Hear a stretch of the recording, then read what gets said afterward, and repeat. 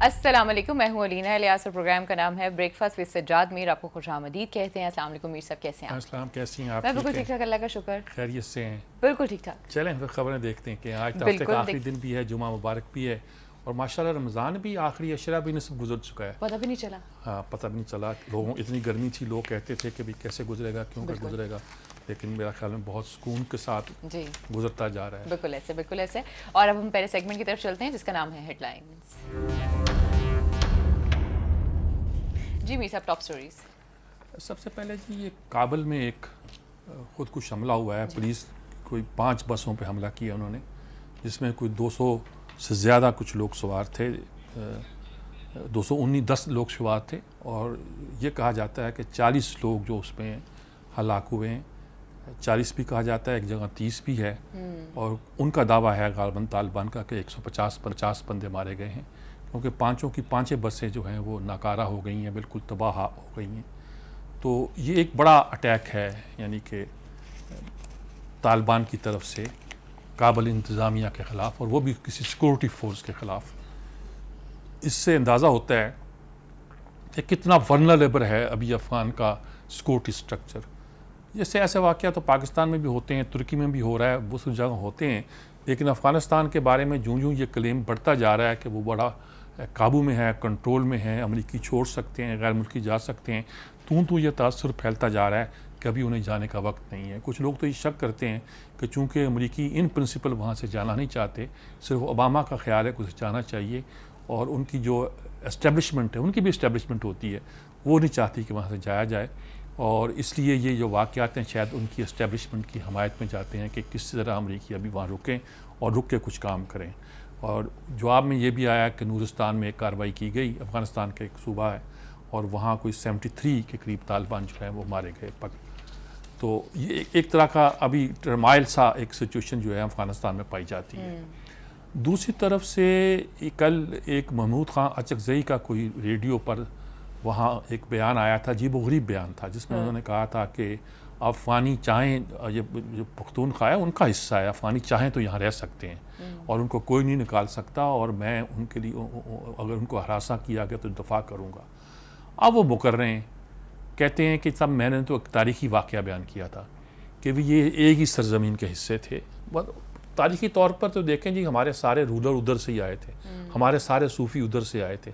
अफ़गानिस्तान से क्या, जहाँ लोग अफ़गानिस्तान से आते थे वो भी मावराउल नहर से आते थे, दरियाए आमू के उस पार से, और कभी मंगोल आते थे, कभी वहाँ के लश्कर तैमूर, सब गज़नवी, सब जितने भी थे सब उसी इलाके से चलते आते थे। और 1800 यानी कि 57 के बाद जब बरसगीर पर अंग्रेज़ का फुल कंट्रोल हो गया तो उन्होंने इस इलाके में कई जंगें लड़ी। आखिर एक एग्रीमेंट के तहत ये हिस्सा बरतानी कलमदारी में आ गया, बाकी हिस्सा अफ़गानिस्तान का इंडिपेंडेंट हो गया। ठीक। तो अब ये कहना कि ये अफ़गानों का है या इस तरह की बात करना, उन्होंने अपनी तरफ से तारीख़ बयान की होगी कि तारीख़ी तौर पर तो अब कहते हैं तारीख़ बयान की है।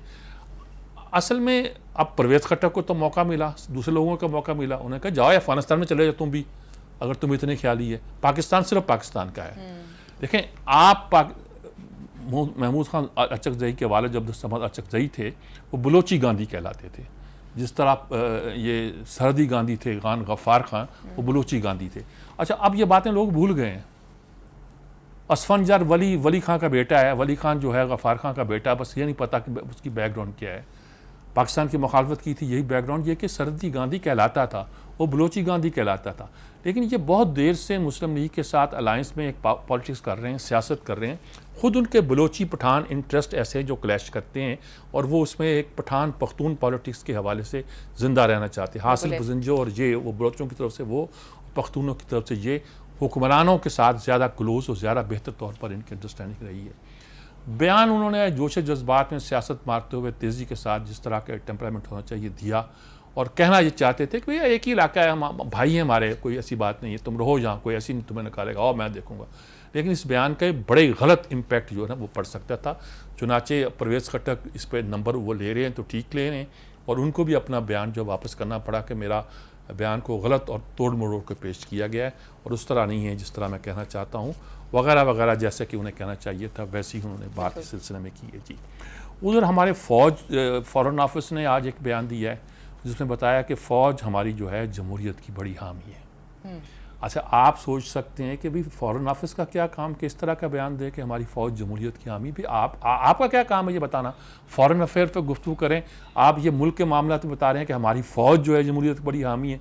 अगर हो भी तो आपके जुरिस्डिक्शन में कहाँ आ गया ये बयान देना। तो पता चला किस्सा ये हुआ है कि इंडिया ने, मोदी ने कहीं कह दिया ना पिछले दिनों में कि मैं किससे बात करूँ पाकिस्तान पे, सियासतदानों से बात करता हूँ तो फ़ौज नाराज़ हो जाती है, तो फ़ौज से बात करेंगे तो सियासतदान नहीं मानेंगे या कुछ करेंगे, इस तरह की बात की। यानी इंडियन ये हम पूछते हैं क्यों ना हम GHQ से ही बात कर लें। जब कोई मामला पेश आता है तो उन्होंने कहा कि क्यों फिर ये बात, हमारी फ़ौज पर GHQ से बात कर लेती है, जो बात हो जाएगी वो तय हो जाएगी, इस तरह की बात करते हैं। तो मोदी ने उसी टोन में वो बयान दिया कि भाई मैं बड़े शौक से वहाँ गया था, लेकिन 10 दिन के अंदर अंदर ये पठानकोट का वाक़या हो गया। अब इस पूरे कॉन्टेस्ट में दफ्तर ख़ारजा ने जो बयान दिया उसका वो जवाब इंडिया को है कि भाई हमारी फ़ौज जो है जमहूरियत की बड़ी हामी है।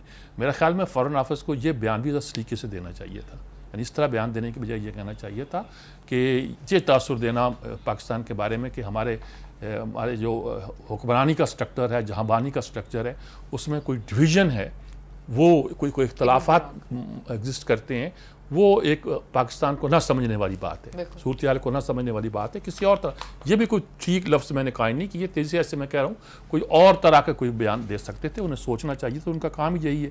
मेरा काम तो ये नहीं है, मेरा काम तो ये बताना है कि ये बयान पढ़ के मुझे लगा कि भाई आप कौन होते हैं ये बात कहने वाले, इस तरह की बात करें। हाँ, एक बात उन्होंने कि F-16 की डील अभी ख़त्म नहीं हुई। अमेरिका से हम अपने ताल्लुकात को रिवाइज भी कर रहे हैं, देख भी रहे हैं, और अमेरिका के ताल्लुकात हमारे जो हैं उसको F-16 के तनाजुर में ना देखा जाए।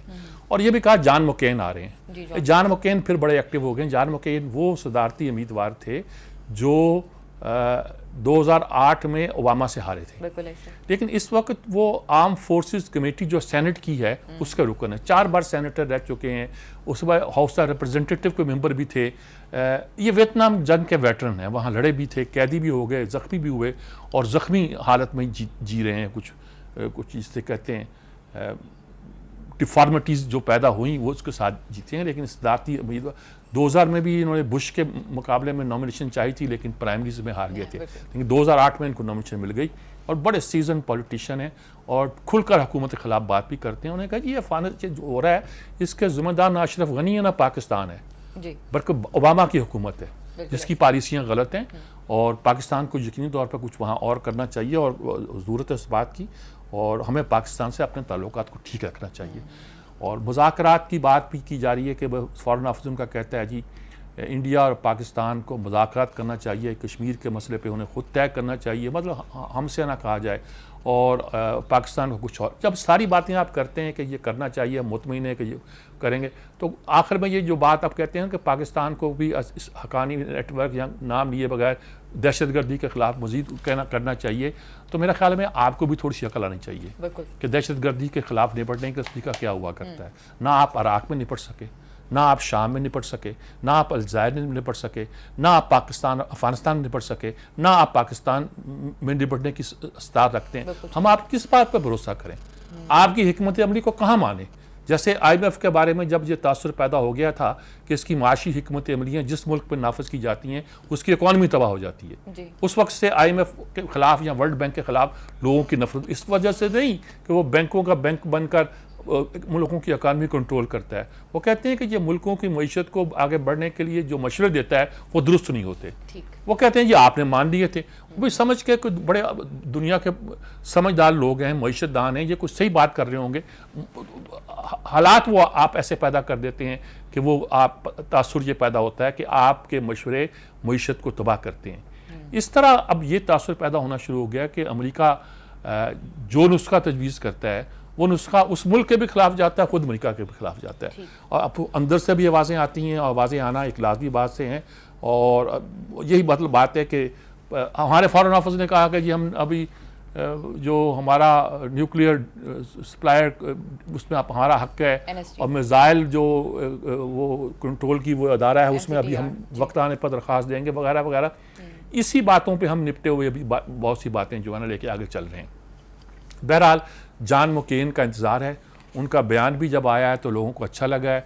अमेरिकी फ़ॉरेन ऑफिस भी कहता है कुछ और करना चाहिए, अमेरिकी फ़ॉरेन ऑफिस का बयान भी आया है, तो ये सारी बातें घूमती वहीं हैं। अफ़गानिस्तान, इंडिया, अमेरिका हमारे गले पड़ा हुआ है मसला ये। इससे हमें छुटकारा पड़ने के लिए वो लगता है कि चीन की जब मोटर ये बन जाएगी कॉरिडोर, तो शायद पाकिस्तान की फॉरेन पॉलिसी में ये जो छुछूंदरें अड़ी हुई हैं इससे कुछ रिलीफ मिल जाए। कुछ लोगों का ये ख्याल है, कुछ लोगों का और ख्याल भी है, कुछ लोग नेगेटिविटी के साथ भी सोचते हैं, मनफी भी उनकी कुछ तज्जिए आते हैं, लेकिन हर चीज़ पर गौर करना चाहिए। है ये यकीनी तौर पे एक अहम। सर आपने मनफी कुछ कहा है उसके बारे में, तो मैं वो एक तो ये F-16 के साथ बताया जा रहा है, एसोसिएट किया जा रहा है जॉन मकैन के आने को। दूसरी चीज़ ये कही जा रही है कि वज़ीर आज़म पाकिस्तान में नहीं है, तो जॉन मकैन राहील शरीफ से मिलेंगे और सेनेट के कुछ लोगों से मिलेंगे। तो जो मिलेंगे तो फिर सर बातचीत थोड़ा हमें एनालिसिस बताएंगे। जब जॉन मकैन जब पाकिस्तान आएंगे हमारे फॉरेन ऑफिस से मिलेंगे, वो फॉरेन आर्म फोर्स कमेटी के चेयरमैन है, वो कोई सदर ओबामा तो नहीं आ रहा पाकिस्तान में कि जहाँ होना चाहिए ममनून हुसैन को भी और नवाज शरीफ को भी होना चाहिए। वैसे तो अब रज़ा रब्बानी भी नहीं है, गालिबन हमारे याद सादिक साहब एक्टिंग सदर बन गए, तो वो कोई फ़र्क नहीं पड़ता, स्टेट के काम जारी रहते हैं। उन्हें आने से पहले सोचना चाहिए कि पाकिस्तान में कौन है कौन नहीं है। ये नहीं कि हमारे लोग भागे चले आएँ कि जान मकैन आ रहे हैं चलो जाके पाकिस्तान में बैठो, ये कर वो किया कर। तो बहरहाल वो आएंगे फॉरेन ऑफिस के लेवल पर, GHQ के लेवल पर उनकी मुलाकात होनी चाहिए, वो मुलाकात होगी। और लॉबिंग के लिए हमारे काफ़ी लोग चौधरी निसार को भेज देंगे हम बात करने के लिए, इसाक डार को भेज देंगे, कोई ऐसी बात नहीं है। हम जिस लेवल पे रहे उस लेवल पे रखें, कोई बात नहीं, क्योंकि अमरीकी आए हम तड़प उठेंगे, हमने ये करना है हमने वो करना है। बहरहाल अब अच्छा, एक हमारे अपने महाज पे लड़ाई शुरू हुई, चौधरी निसार कल फिर वो उन्होंने किया, उन्होंने कहा भाई ये सरे महल किसका है, टैक्स दिया है तूने भाई, जो तेरी माँ के नाम पे वालिदा मोहतरमा के बाप के नाम पे चीज़ें थी वो अब तुम्हारे नाम पे हैं बहुत सारी, अब बताओ तुमने कहाँ कमाई। हुसैन नवाज ने, हसन नवाज ने कमाई है, तो पूछते हो कि टैक्स दिया है फलां किया है, ये कहाँ से पैसे आए, तुम बताओ तुम्हारे पास नाम पे जो दौलत है उसके पैसे कहाँ से आए।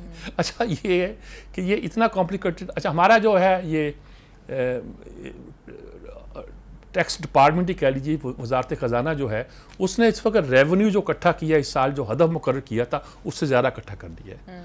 तो मेरा ख्याल में लोग खुश हैं, वो CBR वाले के हमने टारगेट से आगे कर लिया है, हम पे इल्ज़ाम था कि टारगेट पूरा नहीं करते, अच्छी बात है, लेकिन इनसे ये पूछना चाहिए कि आपने उससे ज़्यादा इकट्ठा क्यों किया है, आपने लोगों का खून क्यों चूसा है, आपने लोग को जिस तरह की ज़्यादतियाँ आप करते, जितने हमारे हज़रत उमर जब अपने अमाल को बेचते थे, अबू सिद्दीक़ बेचते थे, अली उस्मान जो बेचते थे वो कहते थे देखना जजिया लेने में ज़्यादती नहीं करना, लोगों से ये टैक्स वसूल करने में जबर नहीं करना।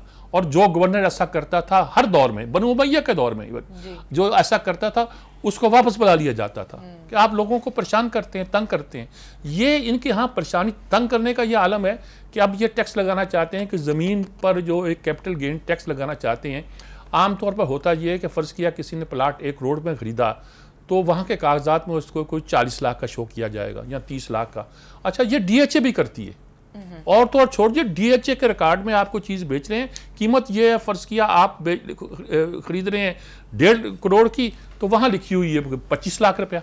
अच्छा। ऐसा मौजूद है, और DHA अपने इश्तिहार में उसे 1.5 करोड़ बताता है, लेकिन जब वसूल करता है तो वो 15 लाख या 20 लाख पे वसूल करता है या 40 लाख पे वसूल करता है। यानी DHA को मालूम है कि उसकी मार्केट वैल्यू क्या है, क्योंकि इश्तिहार दे रहा है, लेकिन जब वसूल करता है तो टैक्स वो हिसाब से करता है। अब वो चलिए आप इसको ठीक कर लें, अमेंड कर लें, कोई हर्ज नहीं, कहते हैं कि प्रॉपर्टी की कीमतों में इन्वेस्टर जो है वो इनका ट्रस्ट कम हो जाएगा। लेकिन आज खबर आई है कि इसका सर्वे 2006 से किया जाएगा। स्टेट बैंक कीमतें मुकर्रर करेगी, और किसी ने अगर लेन देन किया है पिछले 10 साल में, अगर नॉन फाइलर है तो 10 साल की उसकी ज़मीनों का हिसाब किताब किया जाएगा, तुमने कहाँ से खरीदी, कितने में खरीदी, कब खरीदी, और जो फाइलर है उसका 5 साल का किया जाएगा। भाई बात सुने आप, ये जो काम है ना कि मुवस्सर बेमाजी आप नाफिज करेंगे, हमें पैसे चाहिए हर सूरत में, खजाना भरना है हमने हर सूरत में, और इसमें आपके पास पैसे कहाँ से आए हम 10 साल का देखेंगे, अगर फलां ज़माने में आपने ये किया था। ये हमारे यहाँ ये जो कल्चर है ना कि हुकूमत एक ही है। अब मसलन बिजली का बिल है वो देना चाहिए, यूटिलिटी बिल है ना, ये आपने खर्च की बिजली, आपने हम पैसे लें, हम आर के क्लाइंट हैं भाई, शराफत से पैसे लें। वो क्या करते हैं, इस महीने बेशुमार लोगों ने मुझे कहा है, खुद मेरा बिल का ये हाल, बिल आता था जिसमें होता था पेमेंट की थी 6-7 तारीख होती है, 5-6-7 होती है। इस बार उन लोगों को बिल आए बल्कि शायद 1 आध महीने से आना शुरू हो गए कि तारीख जो है 29 दे दी है। अच्छा। ताकि जून तक का टारगेट दिखाया जाए कि हमने इतनी वसूलियां कर दी, और बिल एक दिन पहले दिए, और लोगों के बिल इतने हैं। एक चपरासी कहता है मेरे घर में एक पंखा, एक 2-4 बल्ब हैं, और उसका जो मुझे बिल आया है वो 17,000 आया है।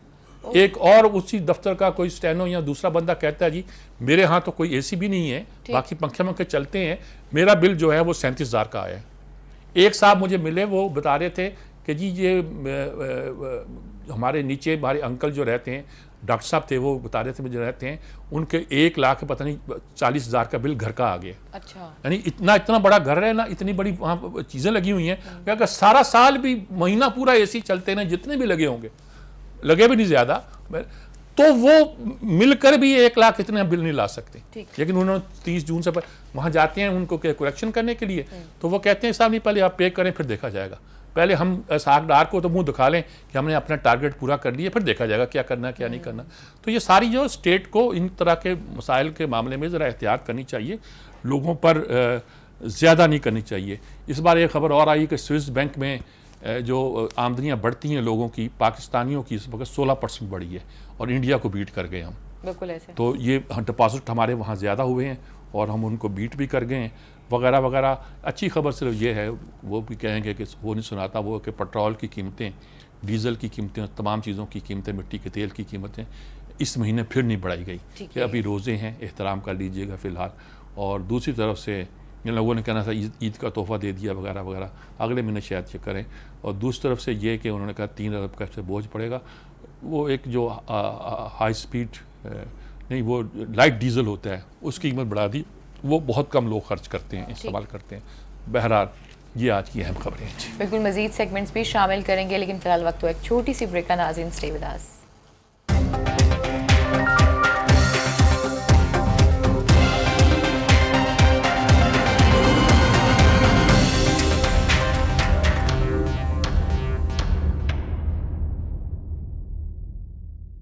वेलकम बैक नाज़रीन, एक दफ़ा फिर आपको खुशामदीद कहते हैं और अपने अगले सेगमेंट की तरफ चलते हैं जिसका नाम है इनसाइड।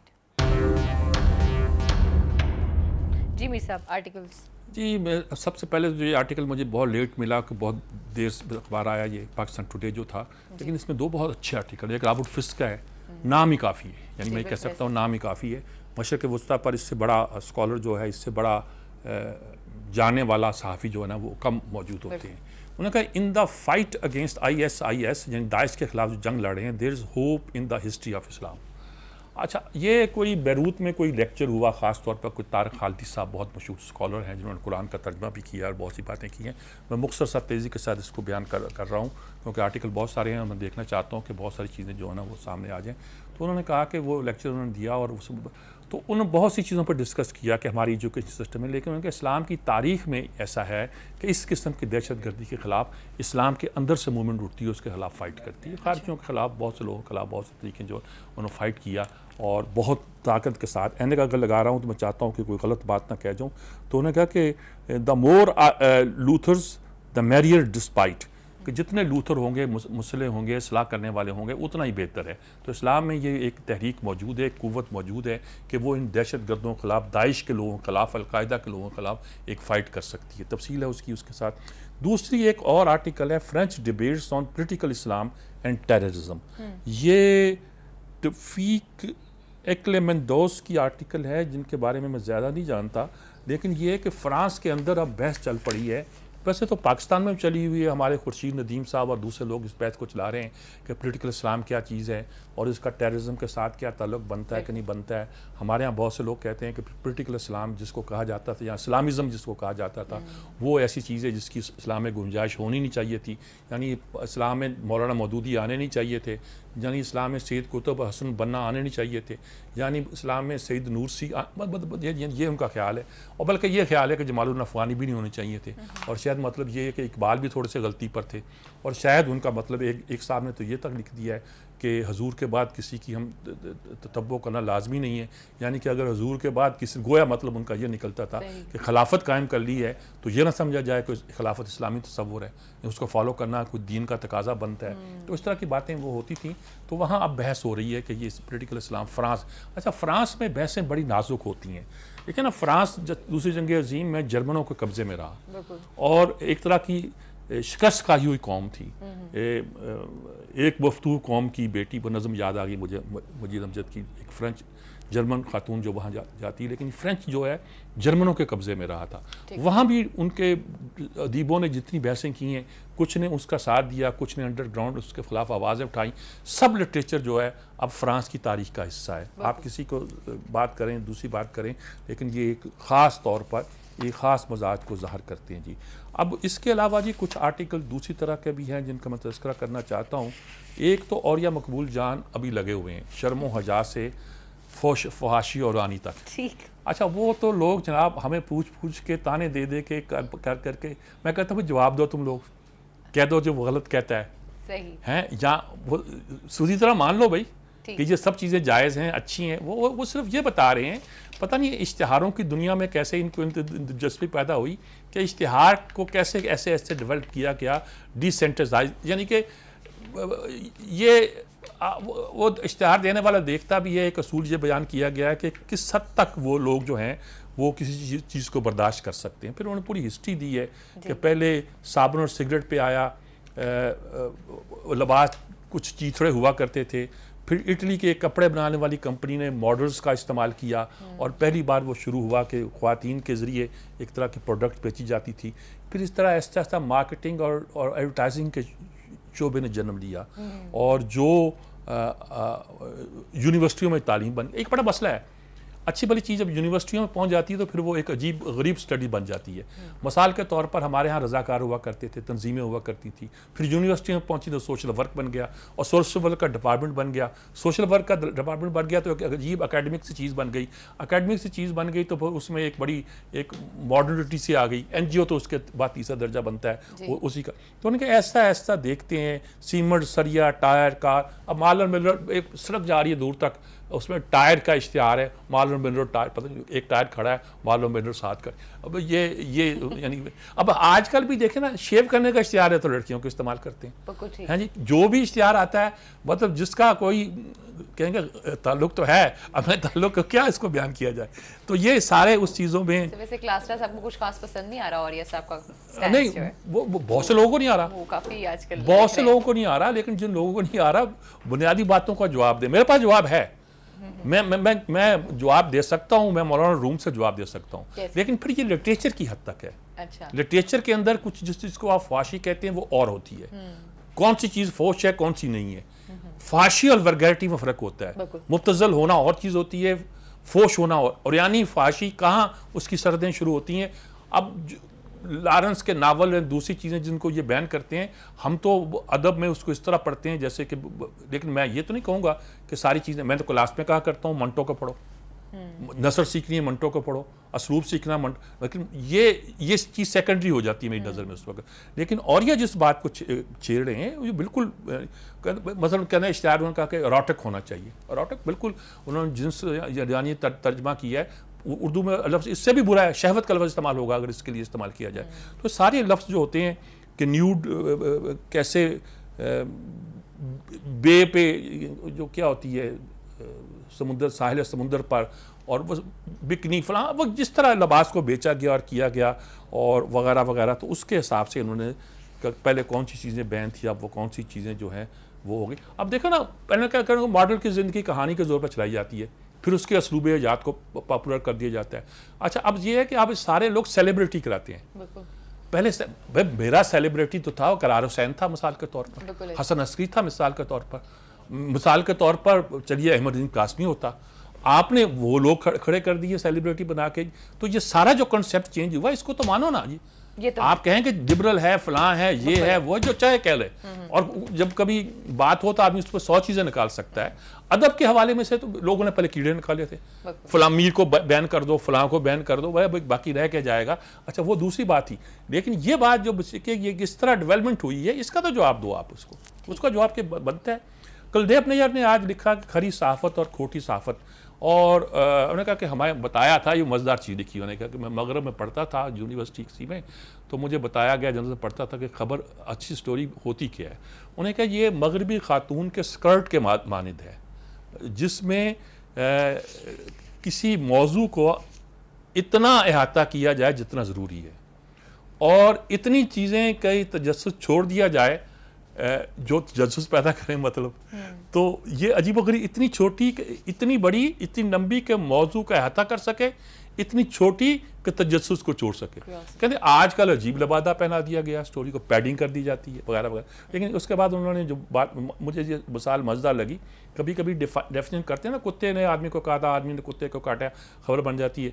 तो मैं इसकी मिसाल और दिया करता था, एक न्यूज़ एडिटर थे, बाद में एडिटर हुए, सन अखबार निकला था, उसके वो एडिटर थे, कमाल के एक बाउले से आदमी थे वैसे तो, लेकिन कमाल के आदमी थे न्यूज़। उन्होंने कहा कि अगर ख़बर आए कि एक हाथी मैंने खुद हबीब बैंक प्लाजा से उड़ता हुआ देखा है, और वहाँ वो NSC की बिल्डिंग पे उतरा था, वो भी बड़ी बिल्डिंग, ऊंची बिल्डिंग थी, और उसको मैंने अपनी आंखों से देखा है, और उसी वक्त खबर आ जाए कि तीसरी जंग अज़ीम छिड़ गई है, तो मैं इस खबर को, हाथी के उड़ने की खबर को लीड बनाऊंगा और उसको बाद में दूंगा। तो वो न्यूज़ की एक डेफिनेशन होती है। तो यहाँ जो अब खबर क्या होती है, इसके हवाले से उन्होंने मज़ेदार बात की है। लेकिन खुद इंडिया के अंदर उन्होंने कहा कि सहाफ़ी छोड़ें, सहाफ़ियों का काम है, सीनियर सहाफ़ी पेशे से दस्तबरदार हो रहे हैं। लक्ष्मी देवी, इसका पैसे का मतलब चलन चल पड़ा है, और यानी कि उन्होंने कहा कि कोई अपने मफाद के, इश्तिहार के मफाद के ख़िलाफ़ कोई नहीं लिखता। उन्होंने मिसाल दी है कि उसने फ़लाँ ज़माने में एक ऐसे पहले तारीफ़ की उसकी बरतानिया के जो संडे टाइम्स की, उसने कहा कि खबर छापी एक बहुत बड़ी इश्तिहारी कंपनी के ख़िलाफ़ कि उसकी दुआ बनाने वाली कंपनी खिला, अद्वियात उसकी अद्वियात से ये नेगेटिव इफेक्ट पैदा हो रहे हैं। तो उन्होंने कहा कि इस दुनिया में तो ये है ना साहब, आप खुदा के ख़िलाफ़ बोल सकते हैं, लेकिन किसी इश्तिहार देने वाले अंदाता के ख़िलाफ़ तो नहीं बोल सकते ना जी। ये सूरत हाल है। तो उसको उन्होंने बहुत सी बातें कहा कि हमें हमारे जजों पर तनकीद फ़लाँ जो भी इंडिया की हिस्ट्री के हवाले से, लेकिन आज़ादी सहाफ़त में हवाले से जो अब सूरत हाल पैदा हुई है, उसका भी उन्होंने ख़ास तौर पर तज़किरा किया जी। अच्छा, ये एक who bomb the Istanbul airport, अब बहस चल पड़ी है कि वहाँ उन्होंने कहा कि सारी चीज़ें दाइश मान लिया करती थी कि हमने किया है, इस बार दाइश मान नहीं रही। उन्होंने फ़लाँ हमला किया, ब्रसल्स में किया, और वहाँ किया, पेरिस में किया, और न्यूयॉर्क, जहाँ जहाँ भी हुए उन्होंने कहा कि हमने किए हैं, यहाँ वो नहीं मान रही, उसने कोई जिक्र नहीं किया। तो ये है क्या? उन्होंने कहा कि इस्तांबुल में, तुर्की में, ये इनके शाम के साथ ताल्लुकात भी उन्होंने ठीक रखे थे, लेकिन अब वो ऐसा ऐसी बात थी कि वो लोग इनसे खुश नहीं थे, पॉलिसी से अर्दवान थी, और वो अंदर ही अंदर अपने यहाँ सीरिया से उधर से आके कर रहे थे। अगर उन्होंने किया तो क्या कुर्दों ने किया? कुर्द जो है आउटसाइड टेरिटरी को इस तरह की कार्रवाई करते नहीं है। तो फिर ये क्या चीज़ें जो पैदा हो गई है, और जिसके नतीजे के तौर पर ऐसी सूरत हाल जो है वहाँ जन्म ले रही है, जिसकी पहले तवक्को नहीं की जाती थी। अच्छा, हमारा आज जी अल्ताफ़ हसन कुरैशी साहब ने 2 किताबों का जिक्र किया है। अयाज अमीर का ये आर्टिकल है, उन्होंने 2 किताबों का जिक्र किया है, और दोनों किताबें जो हैं, अच्छा, दोनों किताबों का जिक्र किया है। एक तो कोई इंसाइक्लोपीडिया दारुस्सलाम में छापा है, एक तो ज़िंदगी के बारे में कर्नल साहब की किताब है, जो मुझे भी अच्छी लगी थी, मुझे याद आया, देखी थी मैंने। लेकिन एक इंसाइक्लोपीडिया जो दारुस्सलाम में छापा है 11 जिल्दों में हज़रत की सीरत पर, उसका ख़ास तौर पर तज़किरा किया कि उनकी जिल्दों में क्या क्या चीज़ें हैं, क्या क्या चीज़ें जो है ना वहाँ वो पाई जाती हैं। और हाँ, रोशनी का सफ़र कर्नल मोहम्मद परवेज़ की है, और वो अब्दुल अज़ीज़ साहब के उनके दामाद हैं वगैरह, उनका जिक्र किया है। वैसे सीरत पे बहुत काम हुआ है, नकूश ने बहुत अच्छा काम किया है। 14 जिल्दें, कितनी जिल्दें वो छापी हुई हैं। अच्छा। वो मैं तो उन्हीं से इस्तिफ़ादा करता हूँ ज़्यादा, सीरत नबी के बाद। और ज़ियाउन नबी शायद नाम है, बिक्रम शाहजरी की 8-9 जिल्दों की है। वो बड़ी मबसूत किताब है, उसमें बड़ा प्यार के साथ, और किताबें सीरत की दुनिया में बहुत मौजूद, लेकिन ये पूरा इंसाइक्लोपीडिया उन्होंने छापा है। और दारुस्सलाम जो है एक सल्फ़ी मजाज का अदारा है, और उसी लिहाज से उन्होंने अपनी एक तश्कील दी होगी, और यकीनन अच्छी होगी जी। आखिरी कालम जो मैं जिक्र करना चाहता हूँ वो रॉयल पाम के बारे में है। रॉयल पाम, ये जो हमारे यहाँ एक गोल्फ क्लब था, जिस पे रेलवे की ज़मीन पर गोया दे दी गई थी, और बहुत हमारा पॉश शाक क्लब बना हुआ था।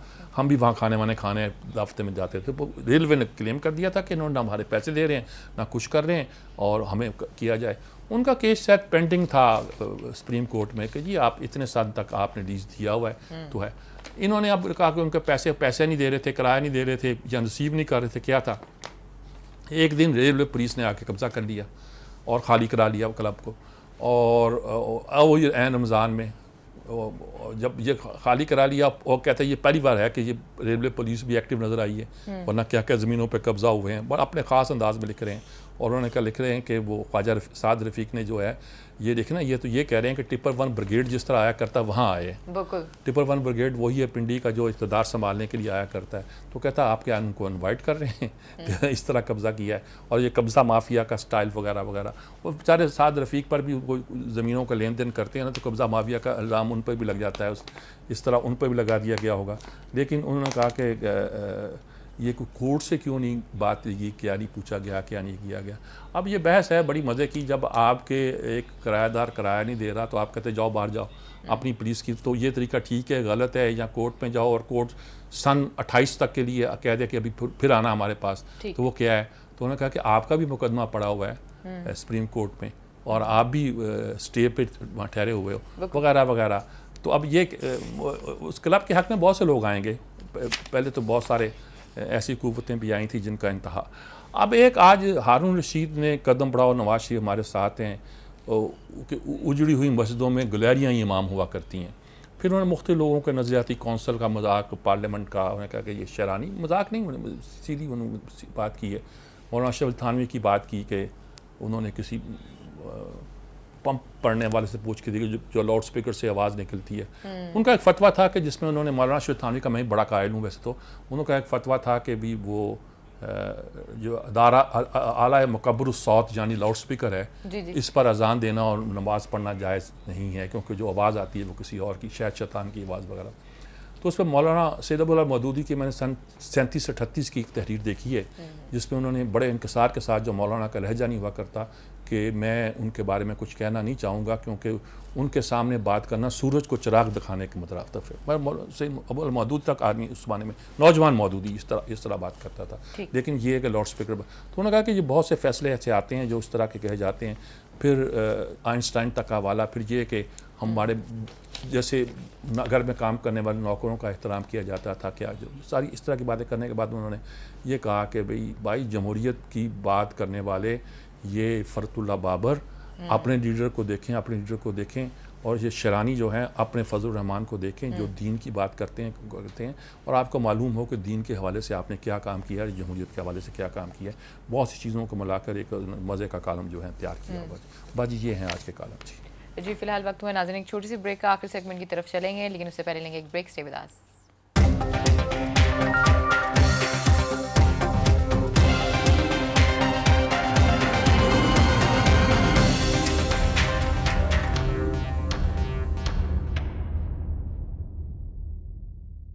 वेलकम बैक नाज़रीन, फिर आपको खुशामदीद कहते हैं और अपने आखिरी सेगमेंट की तरफ चलते हैं, जिसका नाम है इनपुट। और आज हमारे साथ दोनों ही बहुत रिनाउंड एनालिस्ट हैं और जो इस वक्त टेलीफोन लाइन पे मौजूद हैं। सबसे पहले मैं उनके बारे में बताऊंगी, और या मकबूल जान फाइनली हमारे साथ टेलीफोन लाइन पर आज मौजूद हैं। और जो इस वक्त स्टूडियो में हमारे साथ मौजूद हैं वो प्रोफेसर सज्जाद नसीर साहब हैं, एनालिस्ट हैं। Hand it over to you Mir साहब। जनाब बात ये है कि आज बड़े नाजुक मौजूआत हैं। वैसे औरिया साहब ने तो आजकल बहुत नाजुक मौजूद छेड़े हुए हैं, आजकल हिट हैं वो वो भी हिट हैं आजकल। अच्छा, ये अलग पैकेंगे इश्तिहार पॉपुलर करने के लिए क्या किया जाता है, और बंदा जब पॉपुलर होता है तो वो क्या कर रहा होता है। अभी छेड़छाड़ करते हैं उनसे भी, लेकिन अभी असल सीरियस मसाइल की तरफ आए। आज 3 चीज़ें हैं जी सामने। एक तो अमेरिका के स्टेट डिपार्टमेंट का बयान है, पाकिस्तान इंडिया बात करें वगैरह वगैरह, और पाकिस्तान को यानी कि हम अब बात करें आपस में, हम नहीं करेंगे, पाकिस्तान कुछ और करे, डू मोर वाली बात भी की है। इधर पाकिस्तान के फॉरेन ऑफिस का बयान है कि जमहूरियत और फ़ौज जो है जमहूरियत की हामी है वगैरह, यानी वो इस कॉन्टेस्ट में है। वरना तो अजीब लगता है फॉरेन ऑफिस की तरफ से ही बयान इस कॉन्टेस्ट में है कि इंडिया, मोदी ने कहा था कि किससे बात करें पाकिस्तान में, जो कहा करते। लेकिन तीसरे जॉर्ज मैकेन का जो बयान आया है कि ज़िम्मेदार जो है अमेरिका है, ओबामा है, ना अशरफ गनी है ना पाकिस्तान है, और पाकिस्तान को मिसाइल भी मिल, वो F-16 भी मिलने चाहिए, और सारी क्या नक्शा क्या नज़र आता है आपका? तीसरे से शुरू कर लेते हैं। तीसरे से असल से उससे शुरू करना जॉन मैकेन से। एक तो जरदारी साहब की मीटिंग हुई है 5 रोज़ पहले मैकेन से, जो कि अनयूजुअल है, होना नहीं चाहिए, क्योंकि मैकेन जो हैं वो चेयरमैन हैं आर्म सर्विसेज कमेटी के, सेनेट के, जो कि अहम कमेटी है। और अमेरिका में कानून साजी जो है वो कमिटीज़ में होती है, और चेयरमैन जो है वो बहुत पावरफुल होता है। ये लोगों को अंदाज़ा नहीं है, क्योंकि अमेरिका में लेजिस्लेटिव एक्टिविटी जो है वो जनरली कमिटीज़ में होती है, फ्लोर ऑफ द हाउस पे नहीं होती है। हत्ता कि जो चेयरमैन है वो टाइटल ऑफ द बिल जो है उसको भी चेंज कर सकता है। तो इस लिहाज से उसकी अहमियत जो है वो अपनी जगह मौजूद है। तो देखने वाली बात यह है कि इस वक्त अमेरिका की खारजा पॉलिसी जो है, अच्छा, और ओबामा साहब जो कि इस वक्त एक सिटिंग डक हैं, कुछ 6 महीने से भी कम का अरसा रह गया है, और इस वक्त कोई फॉरेन पॉलिसी इनिशिएटिव्स जो हैं, अच्छा, वो सदर जो है वो आम तौर पे नहीं लेता। उसका आम तौर पे फोकस होता है अपनी लेगेसी जो है, अच्छा, उसको कंसोलिडेट करे और उसको पास ऑन करे। लेकिन यहाँ के हालात इस वक्त इस किस्म के फ्लूइड हैं और अमेरिकन सेटबैक्स और लैप्सेस इतनी ज़्यादा आ गई हैं कि दूसरी वॉइसेस जो हैं वो इमर्ज कर रही हैं। तो रिपब्लिकन पार्टी जो है, जो कि ज़ाहिर है कि प्रेसिडेंशियल कैंपेन भी चल रही है, तो उस हवाले से इस वक्त अमेरिकन प्रेसिडेंट की लेगेसी जो है, अच्छा, उसको कुछ ख़राब करने की चक्कर भी है। और दूसरा ये है कि क्लैरिटी जो है अमेरिकन फॉरेन पॉलिसी में, अच्छा, वो नज़र नहीं आ रही है। वो हमारे बारे में भी कहते हैं हमारी फॉरेन पॉलिसी वो पता नहीं मैंने क्या इसीलिए कहा कि सिचुएशन बड़ी फ्लूइड है। जैसे हमारे यहाँ, और पहला सवाल जो आपका था कि फॉरेन पॉलिसी में जो फॉरेन ऑफिस है उसका बयान जो है, अच्छा, वो बड़ा अजीब व गरीब है कि वो कह रहा है जी कि जमहूरियत जो है, फ़ौज जो है वो उसको साथ है, और ये कि ISPR के स्टेटमेंट जो जर्मनी से जो इशू हुई थी जब इब्राहिम शरीफ साहब वहाँ गए थे, वो भी इसी बात का तज़किरा करते हैं कि जमहूरियत। तो ये बात तो अब तय है कि जमहूरियत जो है, अच्छा, उसको उखाड़ने बिछाड़ने का कोई फ़ौज का इरादा नहीं है। और उसकी एविडेंस इस बात से मिलती है कि पीपल्स पार्टी और नवाज़ शरीफ साहब जो हैं, मेन पॉलिटिकल पार्टीज़, एक को तो अब नहीं कहा जा सकता, लेकिन उनका भी ख्याल है कि फ़ौज इंटरवेंशन नहीं करेगी। तो इसलिए अब सियासत हमें ही करनी है। तो इसलिए ये जो सियासतनामा जो है, इसमें जिस किस्म का इर्ताश जो है वो नज़र आता है, अच्छा, वो इसी वजह से है कि वो एक जो चेकमेट था, अच्छा, वो चेकमेट नहीं है। उस चेकमेट के ना होने की वजह से जो एक्टिविज़म है पॉलिटिक्स में सियासी जमातों के हवाले से, अच्छा, वो हमें नज़र आता है। अच्छा, ठीक बात है। आप इस पर आपसे मज़ीद बात करते हैं। और ये साहब को हम शामिल करें, इतनी देर वो खामोश नहीं रह सकते, बड़ी उनकी मेहरबानी खामोश थे। अच्छा आर्य साहब, ये जो सवाल हमारा पाक अमेरिकन ताल्लुकात का है, जॉन मकैन का आने का भी, ये भी इसका भी आप जवाब दें। लेकिन आजकल आपने क्या डंड डाल रखी, शोर मचा रखा है सोशल मीडिया पर, आपके सिवाय कोई दूसरा बंदा आता ही नहीं है, सारे हम लोग गायब हो गए। देखिए, मेरी बात सुने। पहली बात तो ये है कि हम गुज़श्ता 10 साल से एक ऑनस्लॉट सुनते आ रहे थे, टीवी पे भी, बाकी जगहों पे भी, एक खास किस्म की एथिक बिल्ड करने की कोशिश की जा रही थी। मैंने 2 प्रोग्राम किए हैं, मेरे से 2 प्रोग्राम बर्दाश्त नहीं होते लोगों से। मतलब यह है कि असल में हुआ ये था कि एक इश्तिहार से बात चली थी, और इश्तिहार में सबसे बड़ी बात मैंने ये की थी कि उसमें और तो कुछ नहीं, एक बाप को दिखाया गया है, और वो बाप जो है एक लड़की को वहां जाने से मना करता है, और वो लड़की जो है वो माँ उसको कहते तुम चले जाओ, और उसकी सक्सेस स्टोरी बिल्ड की गई है। अब मतलब जरा ये है कि ग्राउंड रियलिटी आपकी क्या है। मतलब एक बेटा तो जाता है, वो तो चला जाता है, वो तो सक्सेस स्टोरी बहुत है, मैं खुद भी चला जाऊं तो वो सक्सेस स्टोरी है। लेकिन औरत की सक्सेस स्टोरी हमारे सोसाइटी में अभी तक नहीं आई। हालत ये है कि अगर हम स्टेटिस्टिक्स देख लें उन औरतों की कि जिन्होंने वालिदैन से भाग के नाराज शादी किया, तो 99.9% जो है वो फेलियर है, और फेलियर भी बहुत बुरे फेलियर है। मतलब मैंने मिसाल दी है कि 4 औरतों ने मेरी अदालत में शादी की थी, चारों को सिंध में जाके बेच दिया गया था। तो सक्सेस स्टोरी आप बिल्ड करते हैं उस जगह जहां कोई माहौल बिल्ड हो, माहौल वजूद रखता हो। आप ऐसा करते हैं कि उस औरत को घर से निकाल देते हैं, ना उसके पास कोई और पनागा मौजूद होती है, या तो वो दारुल-अमान में रहती है, या किसी के दस्तक में चली जाती है, या पूरी जिंदगी बेचारी ख्वारदार रहती है। तो ये एक जो इमेज बिल्ड किया गया है, ये इमेज नहीं, वो आर्य साहब, लोग कहते हैं कि आप फाशी और यूनानी के नाम पर बड़े हर चीज को बैन करना चाहते हैं, हर इश्तिहार को, हर चीज को, हर फिल्म को, हर एक्शन को। और हालांकि लिटरेचर हमारा ऐसी चीजों से भरा हुआ है, हमारा इस्लामी लिटरेचर भी और मशरक का लिटरेचर की। देखिए एक लिटरेचर होता है, एक होता है कैमरामैन की आंख। अच्छा। मैंने कैमरामैन की आंख को देखा है, कैमरामैन की आंख बहुत बदमाश होती है। अच्छा। आप देखिए पूरे के पूरे हॉल के अंदर शायर अदीब तो शरीफ होता है ना। पूरे के पूरे हॉल में उसको एक चेहरा नजर आएगा और वो बार बार उस चेहरे को फोकस करता रहेगा। अच्छा, मतलब मैं एक मिसाल खूबसूरती को फोकस करता है। खुद नहीं, मैं मिसाल आपको देता हूँ कि एक एतराज किया गया एक फिल्म के ऊपर, उसकी नासिर अदीब की फिल्म थी, कि जनाब एक नीली अदाकारा जो है वो सीढ़ियां उतरते हुए बाप से मिलने आती है और बड़े जोर से आके गले मिलती है, तो उसको खास तौर पे फोकस किया गया था लो एंगल कैमरा रख के, ठीक। तो उसने जवाब दिया नासिर अदीब, मैं क्या करूं, अब वो बाप से जोर से मिलने आएगी तो कुछ ना कुछ तो हिलेगा, तो ये वो इस तरह की बात की थी। तो मेरा उसका जवाब उसको नासिर अदीब को ये था कि उस घर के अंदर कोई जमीन पे कमरा नहीं था, उसको तुमने सीढ़ी पे जरूर खड़ा अच्छा करना। नहीं, तो वो फिर तो बिल्कुल कोई सीन बनता नहीं है। देखे ना, आप लिटरेचर के आदमी भी हैं, आप मुझे बताएं कि आप कितना प्रोजेक्ट किस्म का सीन क्रिएट करना चाह रहे हैं। नहीं, प्रोजेक्ट नहीं, जमीन पे रहे आप कैमरे के एंगल्स को शूट करते हैं। देखिए कैमरा जो है ना, मुनीजा आसमी जिस वक्त मामले में थी ना, अपना जीएम थी, तो उसने कहा था कि औरत को तुम बैक से शूट नहीं करोगे, तमाम कैमरामैनों को मना किया था। उसने कहा था कि दुनिया में आपने मसाला बयान करना, चेहरा सबसे इंपॉर्टेंट चीज होती है एक्सप्रेशन के अंदर। आप चेहरे को छोड़ देते हो, आप जिस्म पे आ जाते हो।